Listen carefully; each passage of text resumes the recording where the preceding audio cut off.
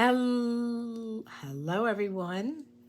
Guess what? This is Thursday. It's time for Thursday Thoughts. No, it isn't. We already had Thursday Thoughts with Merle and Patty, and Nathan stood in for Patty, fortunately.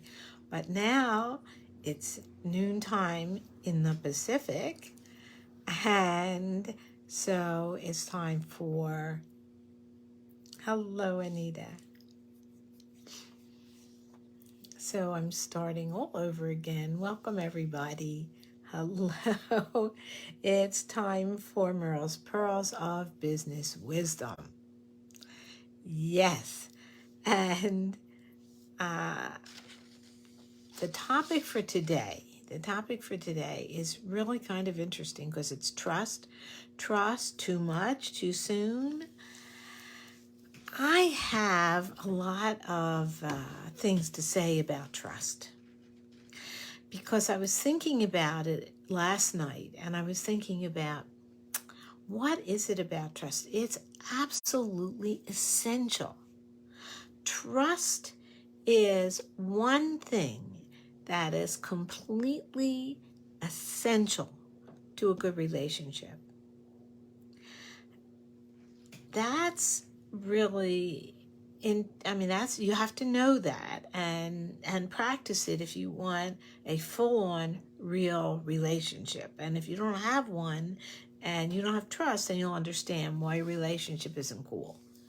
Then you have to figure out what's going on with the trust.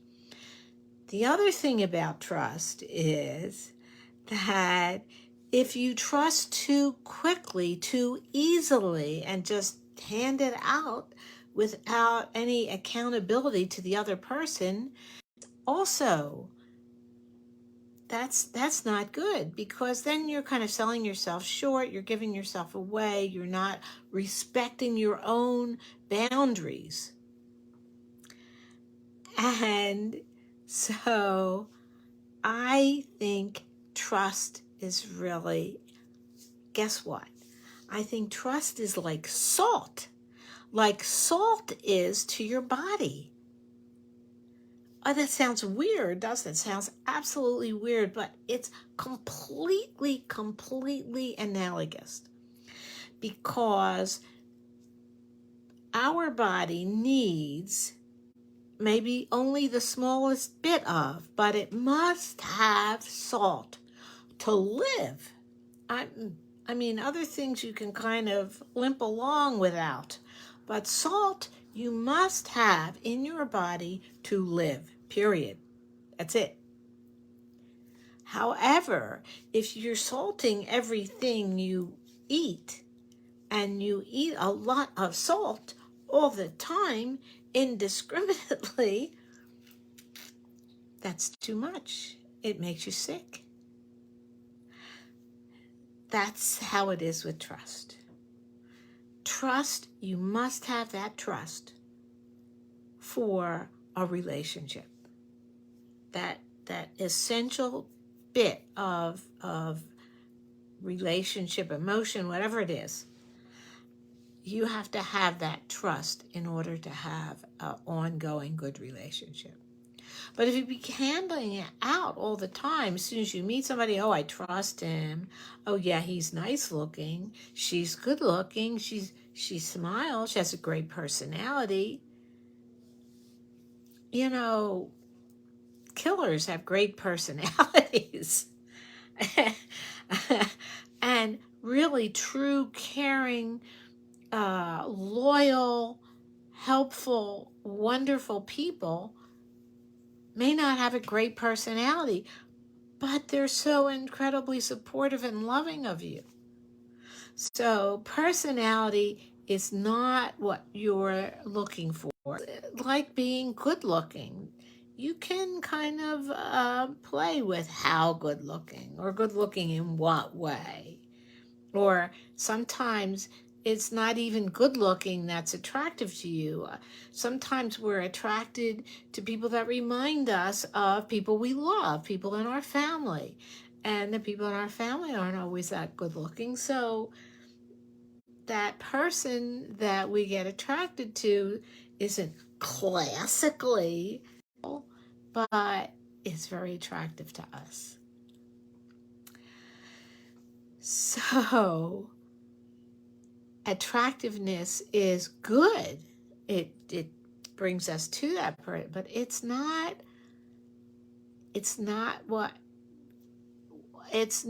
a way. Being good looking is not a way to earn your trust. It's a way to bring you toward that person, to check them out, to check her out. But trust is something that has to be earned. And to trust all of you, who is such a fabulous person, each of us are fabulous people, we got to start there. I didn't say we were perfect people. We make all kinds of mistakes. You make your kind, I make my kind, but each of us is fabulous in our own right. Therefore, we need to have someone we can really trust as we give of ourselves. We must have someone that we can trust with all that fabulousness.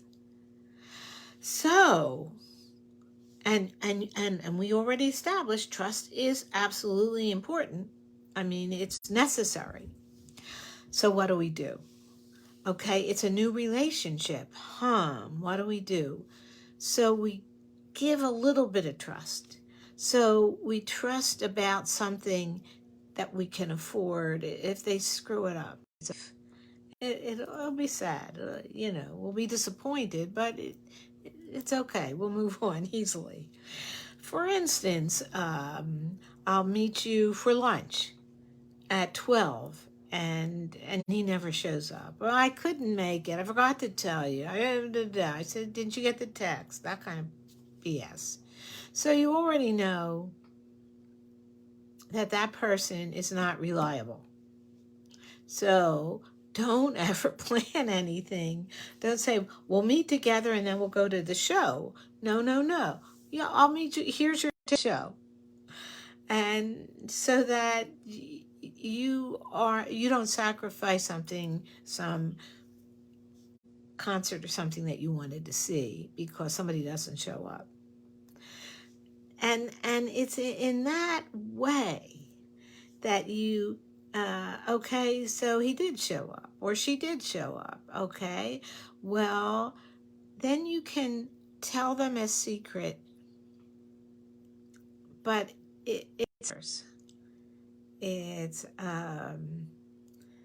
but you don't like people to know about. It's that you had a serious illness and you were out of school for 6 months when you were 12 or something. And you don't like to talk about it a lot because it was not a pleasant time. But it doesn't matter. I mean, if people know about it, you don't really care.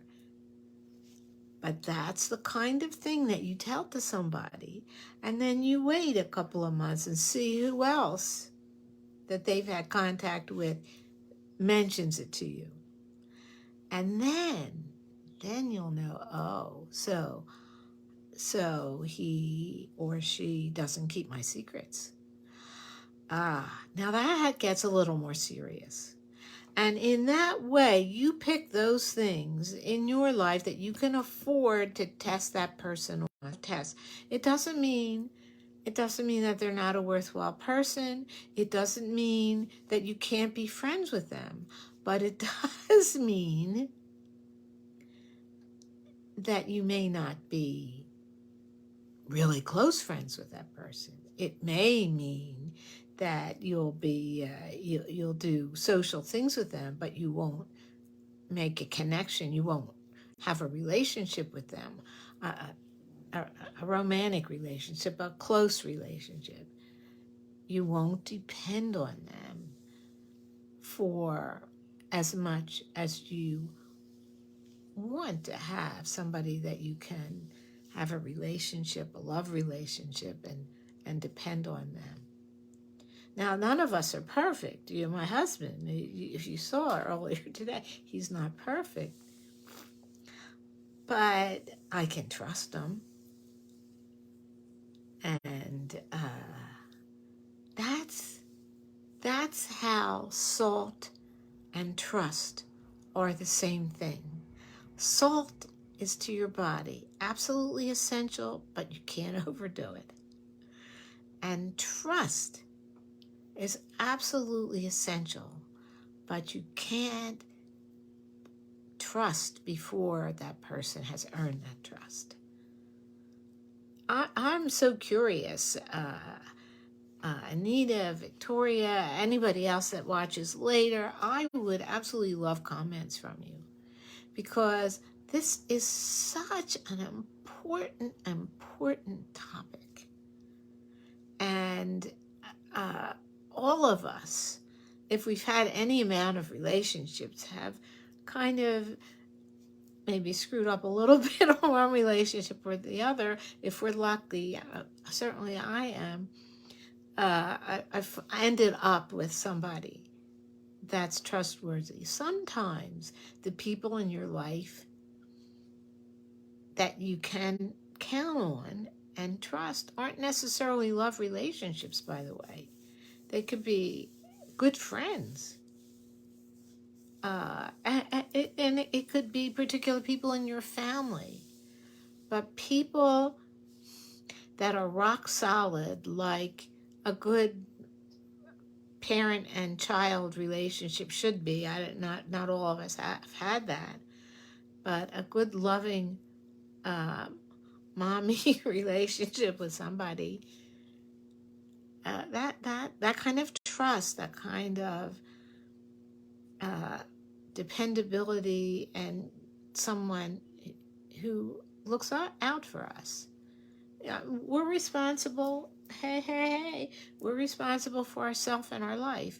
But it is nice to have a little support sometimes. It is nice to have somebody that can say, hey, maybe that's not a good idea, or yoo-hoo, you're doing great. That kind of trust, yeah, it's very valuable.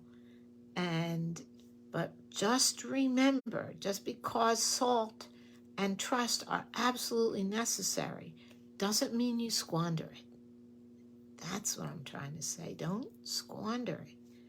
Make it necessary. Be intentional. That's my word for the day. I'm sticking to it.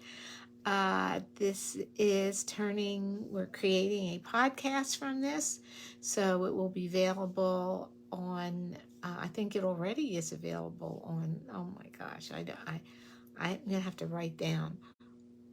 Any place that you go for podcasts, it's available. It's just starting now.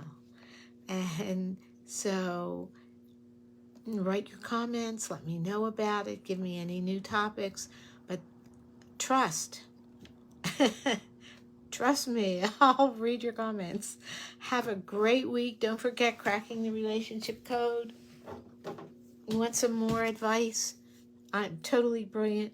The thing that I'd like to offer when I write is to make it conversational, and maybe make a few funny comments, and besides learning important things. So Cracking the Relationship Code, the key to happy relationships at home and at work. And I will talk to you next week to see Patty and I and Merle's Pearls of Business Wisdom also. Take care. Mwah.